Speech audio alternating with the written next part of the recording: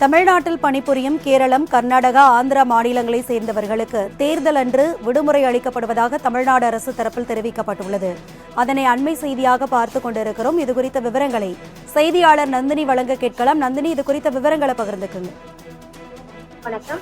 2024ஆம் ஆண்டு மக்களவை பொதுத் தேர்தலை பொறுத்தவரையில் தமிழ்நாட்டில் கடந்த 19ஆம் தேதி நடைபெற்று முடிந்திருக்கிறது.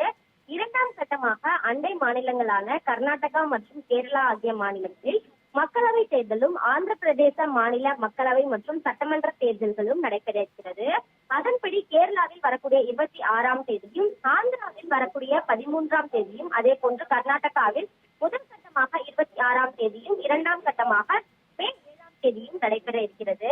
இதற்காக பார்த்தோம் என்றால் தமிழ்நாட்டில் உள்ள தொழில் நிறுவனங்கள், தகவல் தொழில்நுட்ப நிறுவனங்கள் உள்ளிட்ட அனைத்து கடைகள் மற்றும் வர்த்தக நிறுவனங்கள், உணவு நிறுவனங்கள், மோட்டார் போக்குவரத்து நிறுவனங்கள், அனைத்து பொதுத்துறை நிறுவனங்கள் ஆகியவற்றில் பணிபுரியும் கர்நாடகா, கேரளா மற்றும் ஆந்திர பிரதேச மாநிலங்களில் வாக்குரிமை உள்ள தினக்கூலி, தற்காலிக ஒப்பந்த தொழிலாளர்கள் உள்ளிட்ட அனைத்து தொழிலாளர்களுக்கும் அவர்கள் சொந்த மாநிலத்திற்கு சென்று வாக்களிக்க ஏதுவாக அன்றைய தினம் அந்த தேர்தல் நடைபெறும் நாளில் தேர்தல் ஊதியத்துடன் கூடிய விடுப்பு வழங்கப்பட வேண்டும் என சம்பந்தப்பட்ட அனைத்து நிறுவனங்களின் உரிமையாளர்கள் மற்றும் வேலை அளிப்பவர்களுக்கு தமிழ்நாடு அரசு கேட்டுக் கொண்டிருக்கிறது.